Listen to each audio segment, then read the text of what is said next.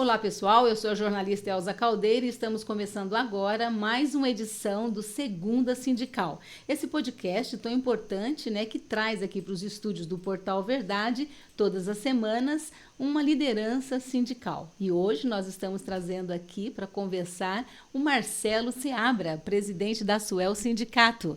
A SUEL, que é o Sindicato dos Servidores Técnicos Administrativos da Universidade Estadual de Londrina. Muito obrigada, Marcelo, pela sua presença aqui no nosso Portal Verdade. Eu que agradeço, Elza, a oportunidade. Obrigada. Bom, Marcelo, a gente vai estar conversando primeiramente, né, um pouquinho sobre a sua história. A gente sempre começa falando um pouquinho da história das lideranças sindicais, porque a gente sabe que cada um, né, tem a sua particularidade, veio de uma região diferente de Londrina e sempre tem uma história bacana para contar. Fala para nós um pouquinho da sua história. Tá ok. Bom, vou começar falando então de quando eu vim para cá, né? Os motivos que me trouxeram a Londrina. Eu sou oriundo do Rio de Janeiro, né? Nasci no Rio de Janeiro e vivi lá até os 24 anos de idade. Aí entrei numa empresa na área de telefonia. Essa empresa ela tinha trabalhos assim em todo o Brasil, né? E eu fui destacado aqui para o Paraná. Aliás, foi até uma solicitação minha.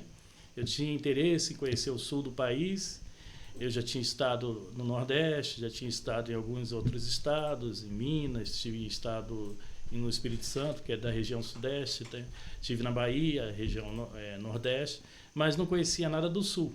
E aí eu solicitei a minha chefia da época e eles permitiram que eu viesse aqui para o Paraná. E a primeira cidade que eu vim foi exatamente Londrina. Isso foi no ano de 87, ou seja, tem bastante tempo. Bastante tempo. E aí eu percorri o Paraná inteiro, a minha função exigia que eu estivesse cidade, estive aqui, Cornélio Procópio, Pato Branco, Guarapuava, União da Vitória, Curitiba, enfim, andei quase o Paraná inteiro. O ano seguinte eu fui enviado para outro estado, eu fui para Alagoas. E aí também percorri bastante Alagoas, no ano de 88. Voltei no ano seguinte, 89, para o Rio Grande do Sul, também que é um estado imenso, né? E uma cultura bem diferente daqui, embora seja sul, mas é diferente do Paraná. E foi uma experiência também bastante legal. Passei quase o ano inteiro no Rio Grande do Sul e em 90 retornei ao Paraná.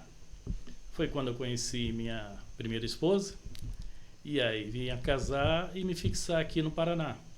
Ainda estava nessa empresa, né? Inclusive continuava a viajar, eu tive em Brasília logo em seguida, tive um trabalho na Argentina também, fui para lá em Córdoba, né?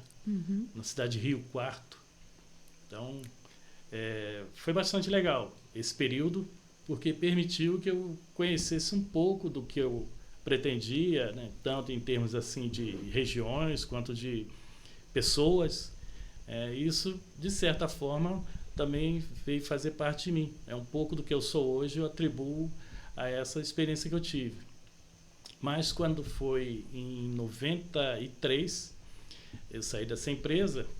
Isso aí já foi obra do governo na época, que era o Fernando Collor, que estava abrindo as fronteiras para que as empresas estrangeiras viessem disputar o mercado nacional, e a empresa que eu trabalhava não teve condições de concorrer com essas empresas. Era da área de telefonia e ela acabou fechando as portas. Aí eu passei o ano de 93 desempregado, inclusive, mas entrei na universidade, fiz concurso para a universidade em 94 e a partir daí passei a trabalhar na universidade. Foi o ano também que o meu filho nasceu, meu primeiro filho. E aí, desde então, continuo na universidade, né? Então, eu estou citando isso dessas viagens que eu fiz, porque boa parte do que eu sou eu atribuo a isso. Foi enriquecedor, né? Posso falar de uma outra que foi mais adiante, foi já em 2005, já tinha me fixado na universidade, mas resolvi tirar uma licença e aí eu fui para a Inglaterra, fiquei lá 2 anos, o que também mostrou um outro mundo, uma outra realidade, pessoas bem diferentes, com uma cultura diferente, que foi também enriquecedor. Retornei em 2007 e aí eu já havia descasado, né? E aí reassumi na universidade e desde então eu continuo. E na UEL você atuava na parte de informática, né, Marcelo? Não, eu fui contratado como na parte de eletrônica, né? Que minha formação é técnico em eletrônica. Ah, sim. No meu retorno, como não existia mais laboratório de eletrônica, que ficava no departamento de física, aí eu fui reaproveitado na informática. O que também foi um aprendizado, porque eu tive que aprender, parece que são iguais, mas tem uma diferença bastante grande, né? Um é hardware, outro é software. Sim. E aí foi um desafio para mim. Eu acho que consegui fazer um trabalho a contento à época, mas tive a ajuda de muita gente mesmo, muitos dos colegas de trabalho. Marcelo, mas você também tem uma história política aí, né? A gente sabe que você é militante, também já foi presidente do PCdoB. Conta um pouco pra gente dessa carreira política sua. Sim, no PCdoB eu entrei em 93. Né? Foi exatamente nesse período aí que eu saí da empresa, estava aqui, estava desempregado inclusive. Aí me aproximei do PCdoB, conheci o camarada que já militava, o camarada que inclusive é da universidade, professor na universidade, o Sinival. E aí passei a militar no partido desde 93. Tive um breve período aí na presidência e continuo no partido, né? Ou seja, são quase 30 anos já está para completar 30 anos de militância no PCdoB. E tem sido assim também gratificante o fato de ter conhecido os camaradas. Eu me identifico muito com a ideologia do partido, é claro, e isso tem feito com que faz parte da minha formação, eu diria isso. Faz parte da sua vida, né? Inclusive. Certo. Eu pequei só por uma coisa, estive em Londres e não fui visitar o túmulo de Marx. Nossa, não acredito que você não foi. Não fui. Não deu. Porque eu achava que iria ficar por mais tempo e no final não deu. Inclusive, meu casamento terminou lá e aí eu voltei de uma forma assim um pouco abrupta, né? E ficou meio frustrado, né, de não visitar o túmulo de Marx. Não só isso, como de fazer outras coisas. Eu não fui na Londres, algumas coisinhas que eu achava que iria fazer, teria mais tempo e acabei não fazendo. Marcelo, te contou da sua história, das suas viagens, tanto aprendizado nessas viagens, né? Do partido, o PCdoB, que é um envolvimento grande que você tem, o pessoal te conhece muito ali pelo partido também. Mas agora eu queria que você falasse para a gente como é que você entrou nesse mundo sindical. Eu entrei no sindicato em 96 e a partir daí fui convidado pelo Itamar Nascimento, que era o presidente da época, e a partir daí fiquei como diretor, passei a militar juntamente com o pessoal. Nós fizemos um protesto bem grande em 97, e teve um acampamento em frente ao Palácio Iguaçu, que resultou no nosso PCCS, que é o Plano de Cargos, Carreiras e Salários. Foi o primeiro PCCS da universidade após o pessoal ser estatizado, porque antes eles eram seletistas, e quando foi em 93, no governo Requião, eles foram transformados em estatutários. Aí, mas esse protesto foi no governo Lerner, né? Sim, já em 97, que resultou no primeiro PCCS. E aí eu permaneci no sindicato até 2005, foi quando eu me licenciei e fui para a Inglaterra, né? Só retornando para a universidade em 2007. E aí em 2010 eu fui convidado de novo para assumir, dessa vez, a presidência do sindicato, né? E aí eu permaneci de 2010 até 2011, porque era um mandato tampão. Houve uma eleição e aí eu fui conduzido através dessa eleição. E desde então a gente tem estado, ora como presidente do sindicato, ora como um diretor. Muito bom, porque tem uma experiência enorme já dentro do sindicato, né, Marcelo? Agora a gente sabe, né, Marcelo, que você, a sua diretoria, tem se desgastado bastante, assim como grande parte dos servidores públicos com esse governo atual que tem se negado a pagar o direito dos servidores. O pessoal sabe muito bem, né, que os servidores públicos estão há quase 7 anos sem receber, com a defasagem salarial de mais de 42%. Mas eu gostaria que a gente retomasse um pouquinho e você falasse sobre aquela greve de 2015. Certo. Ela se iniciou em fevereiro de 2015, e o motivo principal, o start da greve, não foi a reposição salarial. Na época, era o governo Beto Richa, e ele queria se apropriar de uma verba da Paraná Previdência. Paraná Previdência é nosso fundo de previdência dos servidores públicos estaduais. Tinha um montante de 8 bilhões na época, e ele queria fazer uso desse dinheiro. Então, ele queria se apropriar desses 8 bilhões, que era o que tinha no fundo de previdência dos servidores, a Paraná Previdência. Então, nós iniciamos essa greve. E iniciou-se em fevereiro, como eu falei, e ela se estendeu ao longo dos meses, alcançou março, e aí quando chegou a database, que era em maio, a gente deu continuidade ao movimento e acabou fundindo tanto a briga contra essa apropriação que o governo queria fazer, da verba, do dinheiro da Paraná Previdência, quanto a luta pela reposição salarial, que a nossa database é em maio. E aí confluiu, os diversos sindicatos confluíram para essa luta.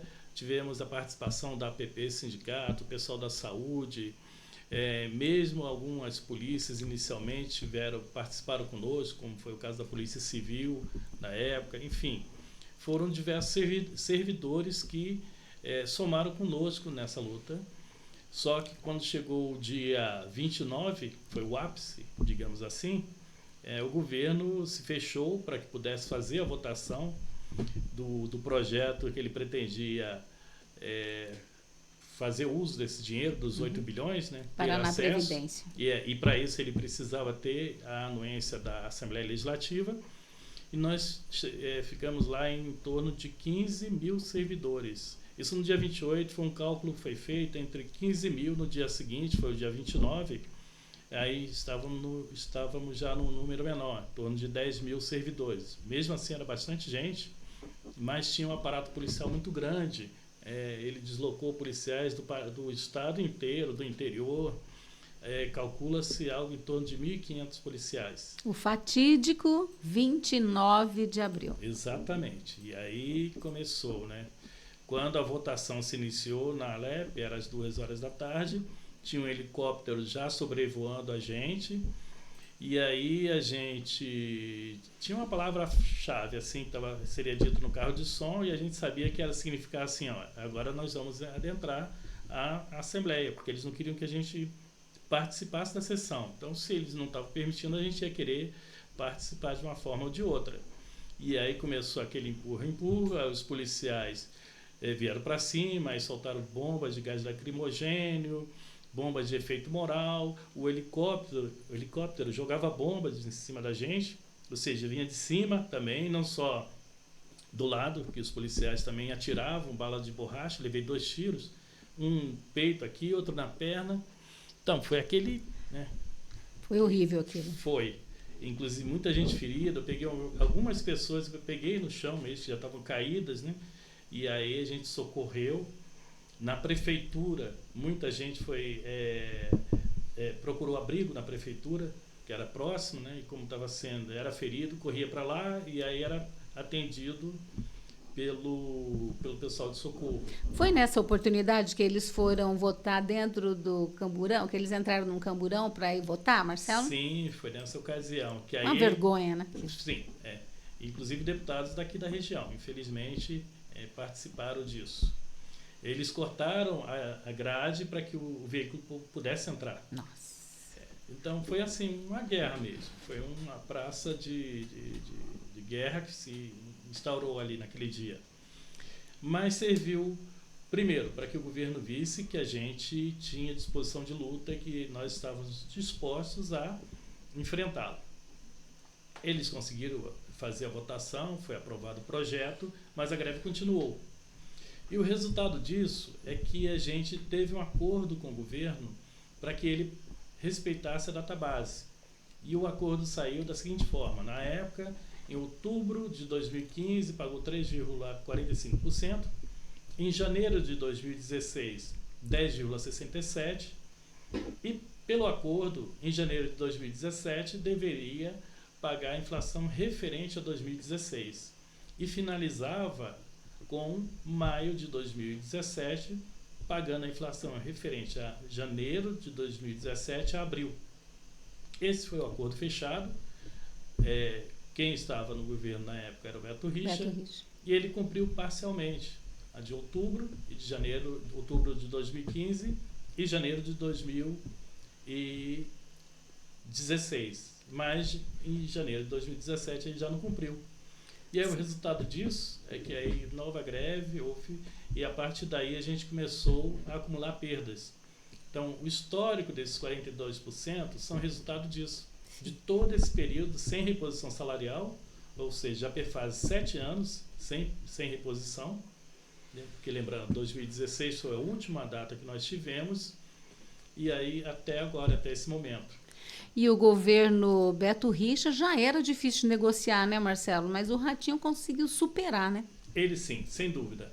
Beto Richa, assim, apesar de toda essa crítica, né, nós não temos nenhuma afinidade com ele, mas eu reconheço que ainda assim foi menos ruim do que o atual governo. Esse simplesmente passou o primeiro mandato dele todo sem dialogar conosco. Mesmo que não houvesse possibilidade do Estado honrar os compromissos de pagar, e nós sabemos que tem, ele pratica renúncia fiscal já há bom tempo.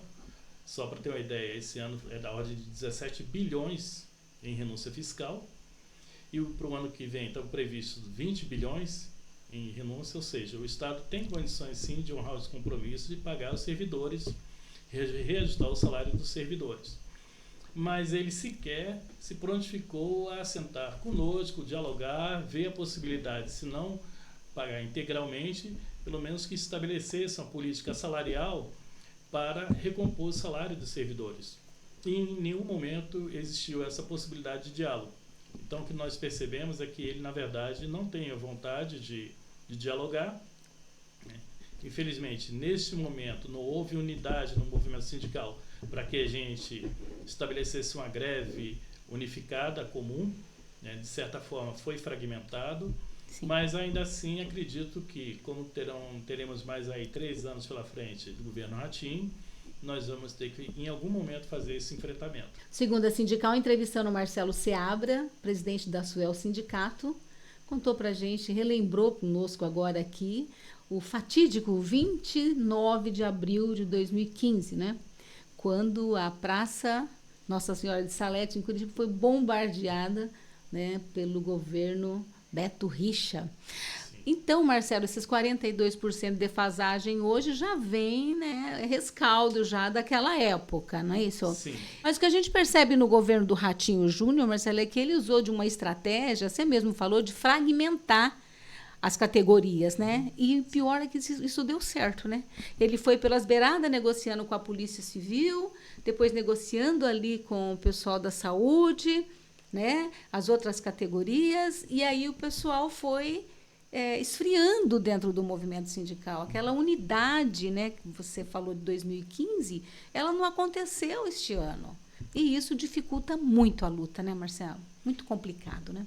Sim, de fato. No início do ano, nós tivemos uma reunião do FES, o Fórum das Entidades Sindicais, né, que congrega diversos sindicatos do funcionalismo, e o objetivo nosso era estabelecer um programa, um roteiro de como a gente iria se comportar esse ano para poder fazer enfrentamento ao governo do Estado. Né? E a chegar à data base, a gente está mais unido no sentido de fazer as reivindicações. E na época eu já defendia que deveria haver uma greve unificada de todo o funcionalismo. Mas o que foi se percebendo ao longo dos meses? Isso foi no mês de janeiro, a reunião ocorreu em janeiro, mas já em fevereiro existia o aceno do governo para algumas categorias, no sentido de negociar, em particular, seja plano de cargos, carreiras e salários, PCCS, seja outro benefício, algum benefício, enfim, reajuste muito localizado. E isso foi, de fato, fragmentando o movimento sindical, de modo que, num determinado momento, a gente percebeu que essa unidade ela estava muito difícil de ser alcançada. Existia já o pessoal do QPP, que é o pessoal do quadro próprio do pessoal do executivo, que havia ganho um PCCS. E nós também fomos chamados para que fosse feito um plano de cargos, carreiras e salários. E como a gente sabia que essa unidade não existiria, aceitamos o convite para que a gente pudesse dialogar, até para que o governo dissesse que a gente era intransigente e que nós não estávamos dispostos a conversar. Nós fomos chamados e os professores também. E ele apresentou uma proposta de PCCS. Tá? Ela não veio assim a contento. A possibilidade nossa de intervir, de poder mexer nessa proposta foi muito restrita, até tentamos, mas não houve a possibilidade de fazer mudanças, por exemplo, na tabela salarial, o que depois veio mostrar que descontentou alguns servidores, notadamente os operacionais, nossa categoria é dividida, operacionais, pessoal de nível médio e superior. O pessoal operacional ficou bastante insatisfeito com a proposta que foi apresentada, mas o resultado disso é que, de fato, o governo, pelo menos nesse momento, conseguiu com que não houvesse a unidade das categorias e que resultasse numa greve unificada. Isso foi lamentável. A gente gostaria que tivesse sido diferente, até porque sabemos que ele tem condições, sim, de conceder um reajuste salarial, se não integral, dos 42%, que existem outros parâmetros aí que dificultam, como lei de responsabilidade fiscal, como existe um limite chamado limite prudencial para que seja concedida a reposição. Ele poderia ser atingido se fosse concedido da forma integral, mas ele poderia ter estabelecido, sim, uma política salarial que apontasse numa recuperação do poder de compra do trabalhador. Mas o governo não quis, não se propõe a estabelecer essa política, então restou para nós apenas essa possibilidade de aceitar o PCCS. Você tocou nesse assunto, né, dessa possibilidade de negociar o PCCS, e eu queria chegar num ponto com você agora, de saber contigo aqui, no nosso podcast, por que vocês não entraram em greve junto com os professores, Marcelo? Por causa dessa negociação do PCCS, como que foi esse entendimento da categoria? Sim, como eu disse, nós somos chamados juntamente com os professores. Foi formado um grupo de trabalho, ele era composto por representante da SET, que é a nossa secretaria, né, Secretaria de Ciência e Tecnologia, representante das administrações, que aí eram os pró-reitores, na sua maioria, e representante dos trabalhadores.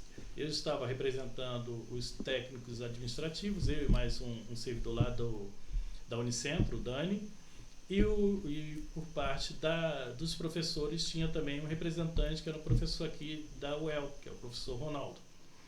E essa proposta, tanto dos técnicos quanto dos docentes, que foi apresentada, nós vimos, como eu falei, com bastante reserva.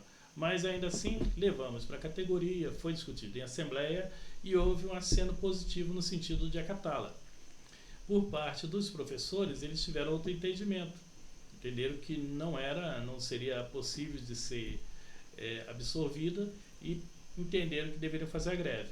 Nós até conversamos com eles porque, veja, reposição salarial diz respeito a todos os servidores. Então, o ideal é que seja feita uma greve unificada, se não de todo mundo, né? Não é possível, por exemplo, colocar os policiais militares, eles têm impedimento legal que possa fazer greve, embora estejam na mesma situação que nós, estão também já há bastante tempo sem reposição, tem tido aí outras formas de compensação, mas o fato é que eles também não têm.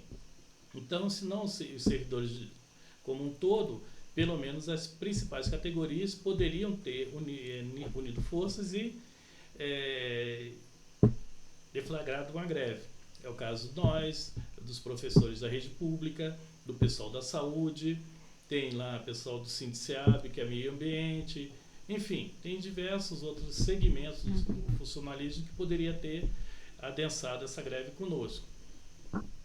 Mas fazer uma greve isoladamente, como eles iniciaram, a gente achava temerário, porque eram somente as universidades, assim mesmo, não eram todas. E a gente conversou com eles, mesmo assim acharam que seria possível. E certo. foi esse o motivo de a gente não ter Aderido à greve. Certo. Marcelo, agora vamos falar um pouquinho de database, né? Como que vocês receberam essa aprovação da Assembleia Legislativa de acabar apoiando, né, as emendas apresentadas pela oposição, que tiveram apoio de vocês também, né, dos servidores, não passaram, não foram aprovadas? E qual a avaliação que vocês fazem agora, né, depois de tudo isso, tanto esforço, né? Sim. Sobre a database, é importante falar que, bom, o governo apresentou 5,79%. O resultado da do não cumprimento do acordo lá de 2015, que ele iniciou cumprindo já no governo, que eu já me mencionei há pouco, em 2017 acabou descumprindo, resultou numa ação na Justiça. E nós ganhamos essa ação, que está para ser agora definida, estamos aguardando o acórdão para que possa ser aplicado, o índice é 3,39%. No entanto, o governo alega que nesses 5,79% estariam já embutidos o 3,39%, que a gente discorda, e se ele tiver esse entendimento, nós vamos questionar. Bom, primeiro que o índice é muito aquém do que ele nos deve, 42%, e oferecer 5,79% chega a ser ridículo. Né? Sendo que para outras categorias, tanto legislativo quanto judiciário, que não tem as perdas que nós temos, o governo ofereceu lá 9 ponto alguma coisa, 12%, enfim. As emendas foram apresentadas pelos deputados de oposição, até para que pudessem manifestar esse descontentamento e denunciar o próprio governo. Mas nós sabemos que nenhuma emenda que tenha implicação, impacto financeiro, não pode ser apresentado, seja da oposição, seja mesmo da situação, pelo legislativo. Ela tem que vir necessariamente do executivo. É o que se chama de vício de origem. Então, sabíamos que elas não teriam condições no que diz respeito a impacto financeiro, que tivesse impacto financeiro, sabíamos que elas não poderiam não teriam êxito.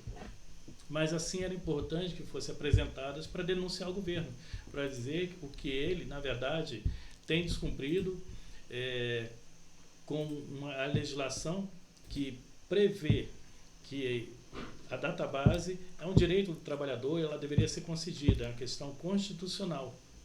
E o governo tem repetidamente, reiteradamente, se negado a conceder aos trabalhadores. Então, foi importante que essas emendas tivessem sido apresentadas. Mesmo não sendo aprovadas, né? Já sabiam disso.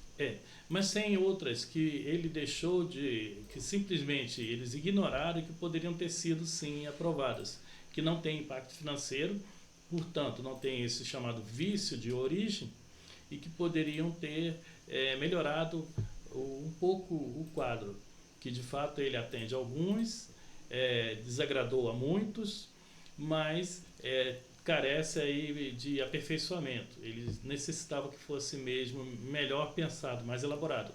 E um ponto para nós importante é o que diz respeito ao desconto da Paraná Previdência, que ocorre para os servidores que têm gás, que é a gratificação de atividade de saúde, periculosidade, insalubridade, gratificação da atividade artística, o pessoal da orquestra, que recebem esses benefícios e que vinham até então pagando a Paraná Previdência, ou seja, era descontado em percentual de 14% sobre esses benefícios, porque ao final essas pessoas deverão ter direito à aposentadoria e com o valor proporcional ao tempo de contribuição desses benefícios.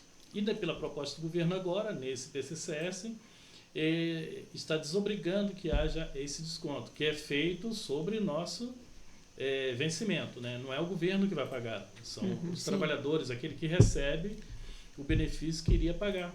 E ele estava desobrigando. E para nós isso é grave, porque o que poderia ocorrer futuramente? A pessoa, ao se aposentar, não receber aquele valor proporcional ao benefício que ele teria direito. Então, nós apresentamos uma emenda, mas ela, infelizmente, também foi rejeitada. Marcela, agora vamos falar um pouco sobre o PCCS, que é o Plano de Cargos, Carreiras e Salários, né? A gente já sabe, você deu entrevista no programa da Rádio El, na revista da Rádio El, para a minha amiga Eliette Vanzo, né? E também no programa Aroeira, falando que o PCCS, a nova tabela, não agradou a todos os servidores. Isso já era de se esperar, principalmente vindo do governo de Ratinho, né? Mas, assim, o pior é que prejudica justamente a categoria dos operacionais, né, Marcelo? Que é o pessoal mais simples, o pessoal que cuida da zeladoria, da parte de jardinagem, da universidade, segurança, né? E complica muito, né? Porque são servidores que se dedicam bastante, principalmente o pessoal da PCU, né? Exatamente. Sim. Nós, na ocasião em que esse plano estava sendo elaborado, fizemos até uma proposta de alteração na tabela salarial, porque ela já havia sido apresentada por nós nesse momento, e a argumentação que eles fizeram de que era uma cópia quase que fiel do QPP, né? O pessoal do QPP, do pessoal do quadro próprio, do pessoal do Estado, e que não haveria possibilidade de mexer na tabela. E o que ocorreu? Houve um ganho até considerável do pessoal do nível médio e do superior, mas os operacionais realmente foram muito prejudicados. Os valores que foram frente a essa perda de 42%, eles viriam a ter 5%, 10%, é muito pouco. Né? Então, a gente... Insatisfação, né, por parte deles, bastante grande, muita insatisfação. Existe uma proposta agora, e isso foi dito pelo líder do governo quando da aprovação do PCCS. Ele se dirigiu ao deputado Tercílio Turini e falou que no caso das universidades ainda haverá um segundo momento, uma discussão. O que nós estamos buscando é conversar primeiramente com o Tercílio Turini, ver a possibilidade dessa abertura de negociação, de diálogo, para que a gente faça uma emenda. Primeiro vai ter que passar o projeto, né, que tem que ser sancionado pelo governador e tal, mas após esse período, a ideia nossa é já trabalhar em torno dessa mudança, dessa alteração, para que os operacionais eles sejam contemplados. E aí a gente vai ter que estudar qual seria o índice. O número de pessoas atingidas, que a gente fez esse levantamento, seriam 2.100 pessoas, de todas as universidades, tá? Das 7 universidades. E como você disse, de fato são aqueles que têm o salário menor na universidade. Alguns, eles estão próximos do salário mínimo, um pouco mais do salário mínimo. Então, é necessário sim que seja feita essa revisão.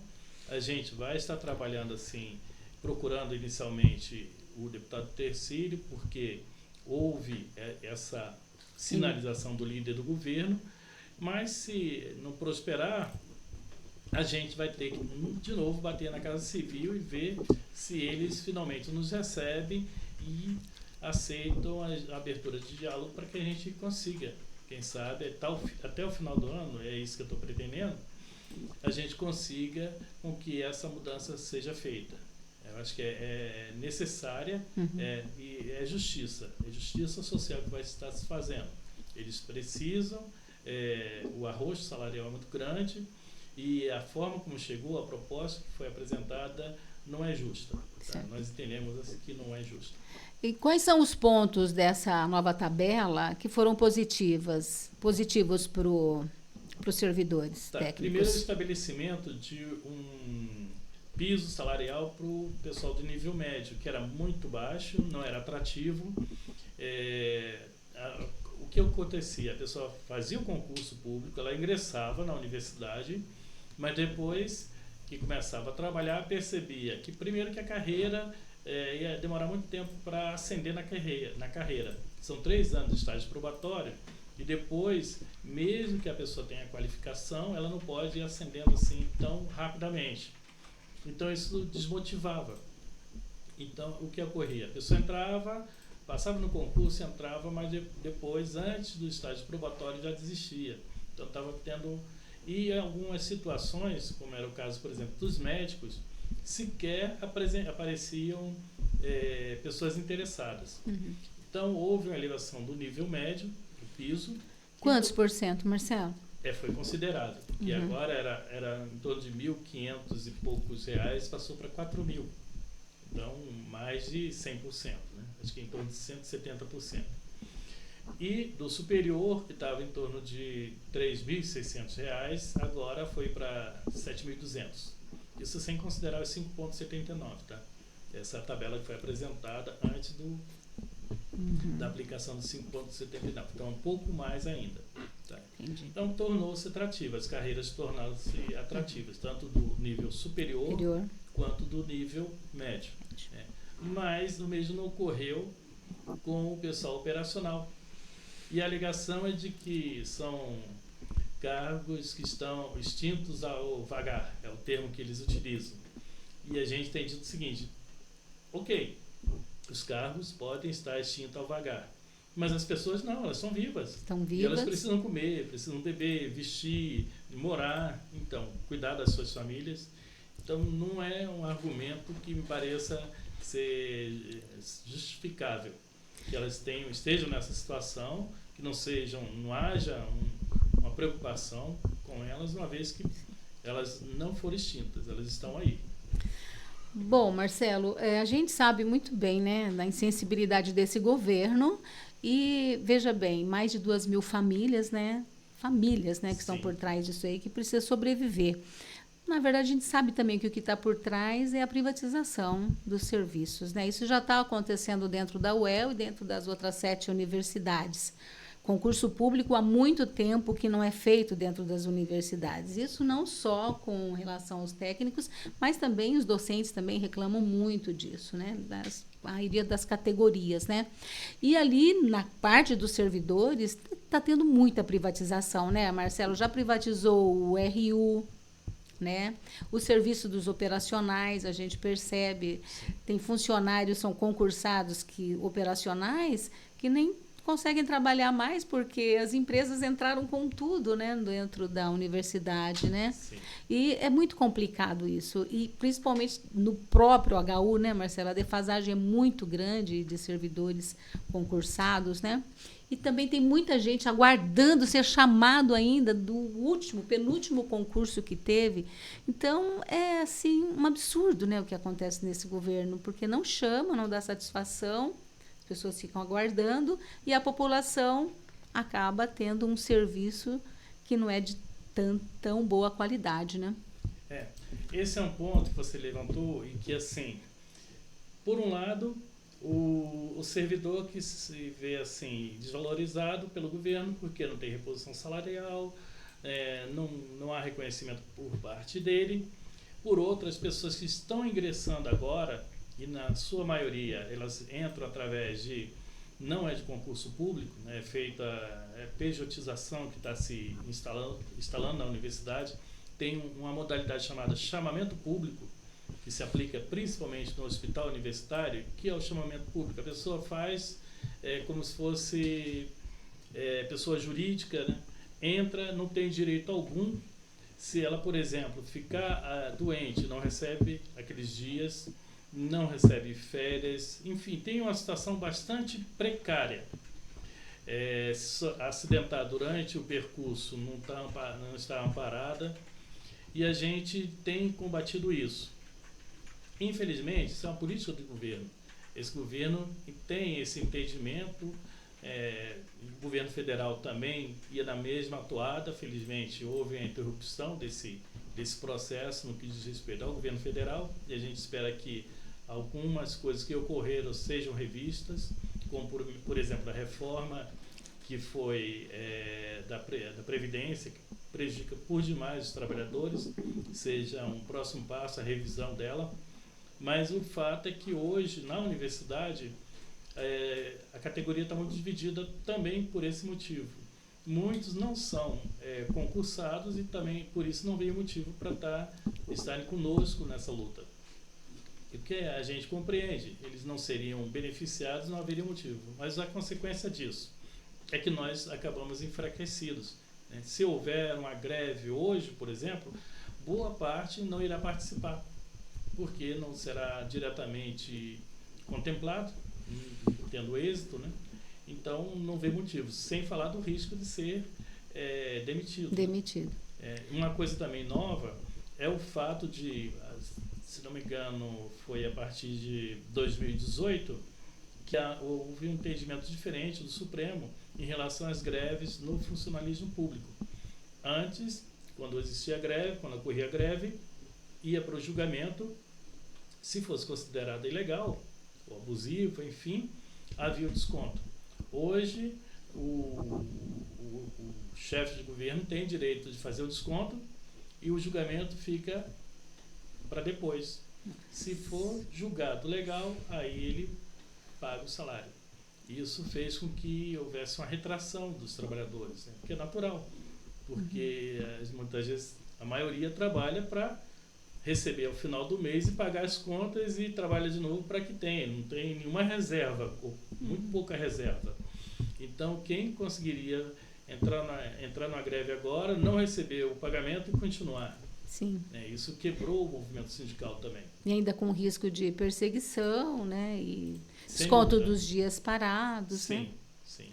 Isso fez com que muitas pessoas se sentissem intimidadas, e aí a dificuldade maior da gente conseguir uma mobilização assim massiva, grande, expressiva.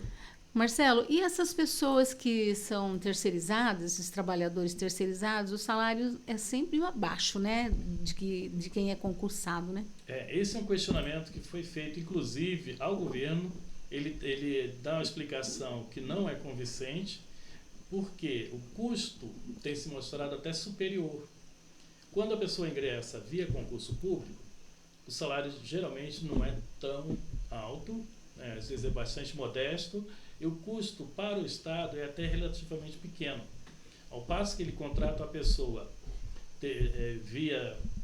por esse caminho da terceirização, e aí ele paga a empresa. E o valor que é pago à empresa que contrata essa pessoa é muito superior ao que o Estado iria gastar fazendo concurso público e admitindo um servidor. E a única alegação que o governo tem é de que ele não teria obrigações com possíveis ações trabalhistas. Ora, mas é fácil não ter despesa com obrigações trabalhistas, é só cumprir a lei. Então, se o governo cumprisse a lei, não haveria por que temer ações trabalhistas. Então, a incoerência dele, primeiro, em afirmar isso, ou seja, ele reconhece que ele infringe a lei ao não cumprir o que deveria ser que é determinado em lei, porque se ele cumprisse não haveria como mover ações. E segundo, ele acaba gastando muito mais com a contratação dessas empresas sem nada que justifique, nenhum argumento que justifique que não seja esse. Nós já estamos caminhando aqui para o final da entrevista com o Marcelo Seabra, mas ainda dá tempo da gente ver uns pontos bem interessantes, viu, Marcelo? Eu queria conversar com você mais um pouquinho sobre essa questão das perdas, né, dos trabalhadores, dos técnicos administrativos da universidade. A gente sabe que o governo tem dificultado muito a vida de vocês, né? Uma das questões, por exemplo, é a dificuldade para se fazer perícia médica, a ponto de vocês apresentarem um documento para o Ministério Público, uma denúncia, né, questionando essa questão da perícia. Tem dificultado a vida dos servidores que adoecem, né? Sim. A perícia, o que ocorre, primeiro, antes existia aqui a perícia médica feita em Londrina, e ela foi suprimida, simplesmente não tem mais em Londrina. Na cidade de Londrina, o servidor que precisar fazer perícia tem que se deslocar para outra cidade, Maringá, por exemplo. Esse já seria um transtorno que justificaria esse questionamento que a gente fez junto ao Ministério Público. Mas não é só isso. A forma como ela está sendo estabelecida, a pessoa entra num portal e faz lá alguns procedimentos e fica aguardando. O que ocorre? Ela encaminha a documentação, enfim, faz toda a parte burocrática. Quando vem a resposta, ela muitas vezes ao médico deu um período X de licença, digamos aí 15 dias, e fica aguardando a resposta da perícia. Quando a resposta retorna, muitas vezes ele fala, concedemos 10 dias, só que ele demorou para responder. E aí o que acontece? A pessoa tem os dias, esses 5 dias aí, não deferidos. Ou seja, ela recebe falta. Ela acaba tendo desconto no salário. Mas não é culpa dela, ela faz o procedimento correto, porém a resposta vem tardiamente. E quando vem, o desconto já é efetuado.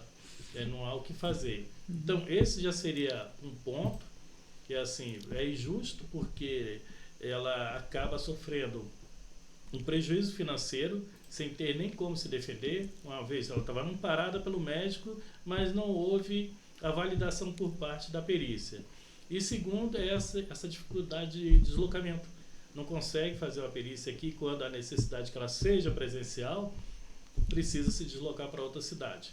Por conta disso, nós encaminhamos o documento para o Ministério Público, fazendo essa denúncia para que tome providências.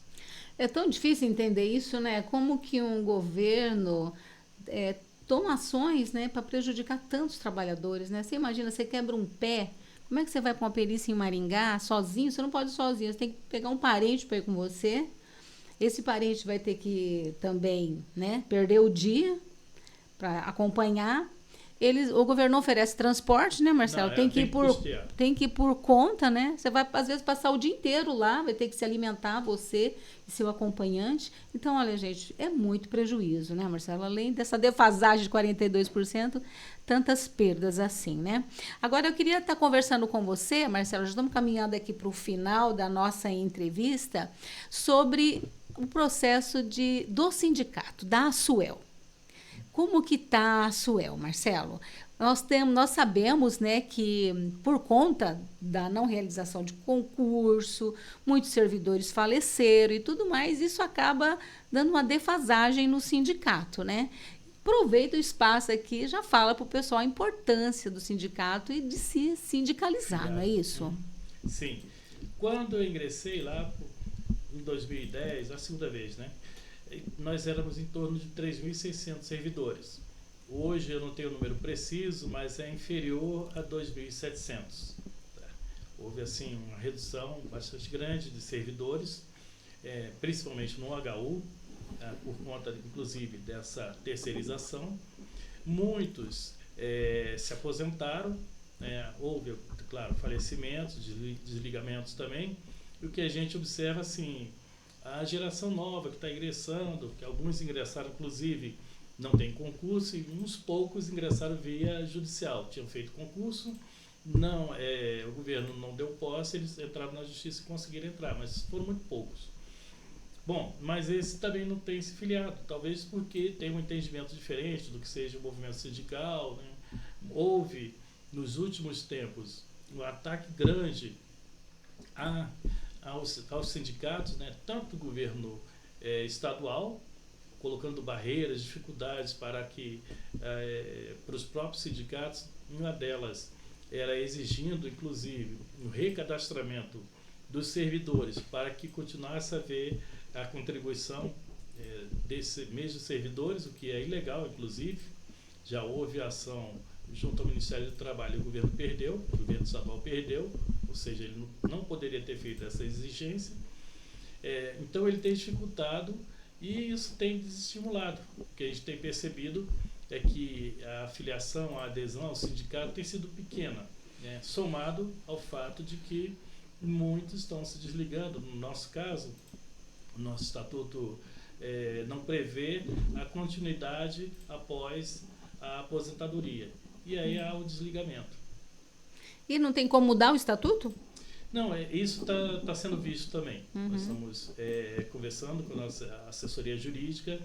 Eles entendem, inclusive, que não é necessário que seja mudado o estatuto, mas que haja um mecanismo que permita que a contribuição continue a ser feita, mas aí é uma dificuldade grande, porque ele passa a receber pela Paraná Previdência, e como o governo não tem interesse nenhum em fortalecer os sindicatos, Sim. eles colocam mais um óbice, mais uma dificuldade Obstáculos. para que haja essa continuidade da afiliação ou o reingresso dessa pessoa ao sindicato. Bom, Marcelo, a gente sabe muito bem o quanto que o servidor público do Paraná tem sofrido com esse governo de Ratinho Júnior e o quanto que sofreu durante os 4 anos do governo de Jair Bolsonaro, né? E agora nós temos um presidente progressista. Você acha que surge aí uma luz no fim do túnel aí, uma esperança de que o movimento sindical se fortaleça a partir do momento que o Lula assumiu? Bom, nós acreditamos que haverá uma mudança, sim. Mas eu diria até como militante do PCdoB, inclusive, esse governo é um governo ainda em disputa. Existem forças, tanto de direita, de esquerda, enfim, ele é disputado, ele está sendo, não foi definido ainda. Por quê? Porque, claro, ele chegou ao poder, mas tem um Congresso que também é bastante reacionário, infelizmente. E a gente sabe que não consegue governar sem que haja essa mediação. Então, alguns falam porque são feitas concessões. Se não houver isso, o governo não subsiste, ele não chega até o final. E isso faz com que avanços que a gente gostaria que fossem mais feitos de uma forma mais rápida, uma ansiedade é grande para que isso ocorra, não vem na velocidade que a gente gostaria. Então, eu analiso que esse primeiro governo, eu acho que ele será reeleito, acredito muito nisso, mas será, sobretudo, um governo que vai estancar esse retrocesso que estava havendo, como de privatização, terceirização, enfim, isso vai ser possível. Mas não acredito que, num primeiro momento, pelo menos, tenha avanços significativos. A revisão, que é um ponto importante que a gente considera, a revisão da reforma previdenciária tem que ser feita, mas quando isso vai ocorrer? Eu acho que não consegue ser agora, no primeiro momento, porque o governo não tem força suficiente para impor uma alteração tão grande como essa. Então, eu entendo que os trabalhadores vão precisar ter um pouco de paciência, né? As lideranças sindicais precisam compreender o momento que a gente está vivendo, fortalecer esse governo, dialogar com as categorias para trazer esse entendimento, para que haja uma compreensão da realidade que a gente está vivenciando agora e futuramente apoiar de uma forma mais decidida representantes da classe trabalhadora. Porque a gente conseguindo fazer alteração no Congresso, alterando essa correlação de forças, a gente vai estar ajudando o governo a implementar essa política de reforma, de mudança, de revolução que a gente gostaria que ocorresse para que a gente consiga avançar. Muito bem. E nós estamos terminando, né, Marcelo? Eu gostaria de abrir um espaço para você fazer suas considerações finais aqui, já agradecendo, né, a sua presença aqui no Segunda Sindical. A gente achava que a gente não ia ter tanto assunto para conversar, ainda faltou tempo para a gente conversar sobre outros temas importantes. E você já está convidado para voltar daqui a um tempo aqui para bater mais um papo com a gente. Elza, eu agradeço a oportunidade. De fato, eu estava assim um pouco receoso, não vou negar, que assim, olha, como? Mas será que a gente vai ter... Uma hora? É muito tempo. Mas, assim, espero que, sobretudo, sirva para que a gente toque no coração das pessoas, para que reflitam um pouco sobre o que a gente está vivenciando este momento, esse governo, sobre o que representa, inclusive, é algo que é tão criticado, eu sinto isso muito na pele. O movimento sindical é tido como assim, pouco baderneiro e tal. E não é, na verdade, o que a gente quer é que dê condições de vida ao trabalhador, aumentar a qualidade de vida que seja elevada. Como eu falei dessa experiência que eu tive na Inglaterra, eu estive lá e pude ver que um trabalhador, ele tinha as condições de vida garantidas. O meu trabalho lá era lavar a louça, né? Eu trabalhei na cozinha, mas o que eu recebia, eu conseguia me manter. A minha esposa, que estava na época na Itália, ela estava pegando a cidadania italiana, eu conseguia mantê-lo, ela não trabalhava lá, e o meu filho que estava aqui no Brasil, eu conseguia mantê-lo também, ele ficou com os tios, só lavando louça. Por quê? Porque lá eles dão condições da pessoa viver dignamente. Valoriza o trabalhador. Valoriza né? o trabalhador. Então, a experiência de lá serviu muito para isso, para ver assim, por que a gente não pode ter uma distribuição de renda mais igualitária, justa. Mais justa. Não entendo por que alguns têm que receber tão pouco quanto outros recebem tanto. Não é justo isso. E com esse objetivo, com essa diretriz que eu tento me pautar no meu dia a dia, no trabalho. Muito bem, concordo, assino embaixo tudo que o Marcelo falou aqui, viu? Muito obrigada, viu, Marcelo, por a sua presença aqui mais uma vez. E o Segunda Sindical de hoje termina por aqui, também agradecendo, né, ao pessoal que nos assistiu.